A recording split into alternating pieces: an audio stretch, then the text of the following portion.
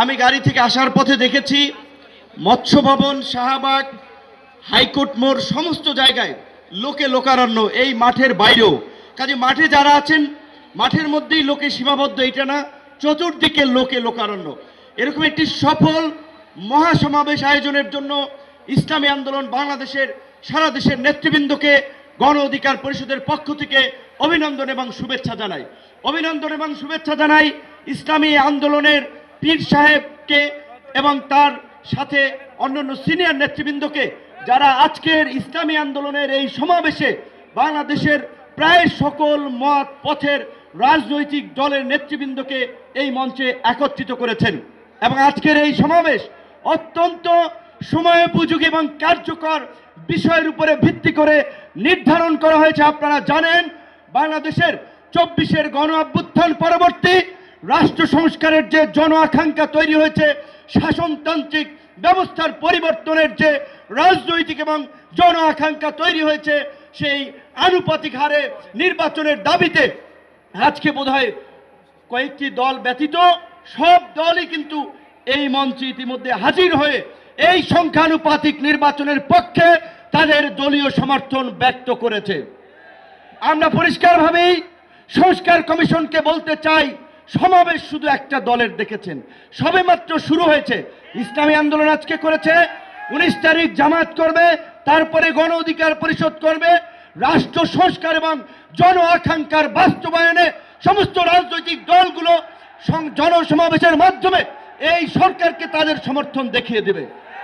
তাই আমরা বলতে চাই, কোন দু একটি দলের উপরে ভিত্তি করে দু একটি দলের কথায় সংস্কারের নকশায় পরিবর্তন আনা যাবে না।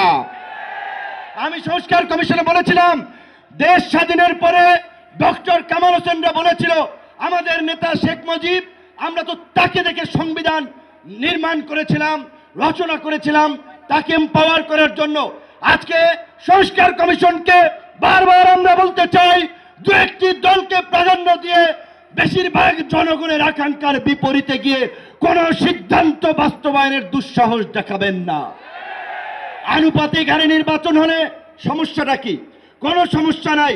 প্রধানমন্ত্রীর মেয়াদ 10 বছরের বেশি না থাকলে সমস্যা কি? আমরা অত্যন্ত যৌক্তিকভাবে এই কথাগুলো দফায় দফায় আলোচনায় তুলে ধরছি, কিন্তু এটা পরিষ্কার, সংবিধান এই সংস্কার জাতীয় ঐক্যমত্য কমিশন কেন জানি দু একটি দলের প্রতি পক্ষপাতমূলক আচরণ করছে। এই পিয়ার পদ্ধতি তাদের এজেন্ডায় বাদ দিয়ে তারা ঘুরাই দিল। পিয়ার থেকে উচ্চকক্ষ নিম্নকক্ষ চলে গেল।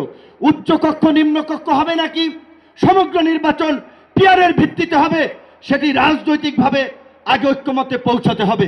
একই সাথে আমি আরো একটি কথা বলতে চাই, যারা পীর সাহেব সহ জামাতের নেতৃবৃন্দ তারাও বলছে, আমরাও বলছি, আজকে সারা বাংলাদেশের উপজেলা, পৌরসভা, সিটি কর্পোরেশনে স্থানীয় জনপ্রতিনিধি নাই। জনগণ চরম দুর্ভোগের শিকার হচ্ছে সেবা পেতে গিয়ে। সরকারের উন্নয়নমূলক কর্মকাণ্ড ব্যাহত হচ্ছে এবং 50 বছরের যে অভিজ্ঞতা, নির্বাচনের পরে রাজনৈতিক দলগুলো, এমপিরা মিলে, মন্ত্রীরা মিলে কেন্দ্র দখল করে তাদের নেতাদেরকে পুলিশ প্রশাসনকে দিয়ে জেতায়।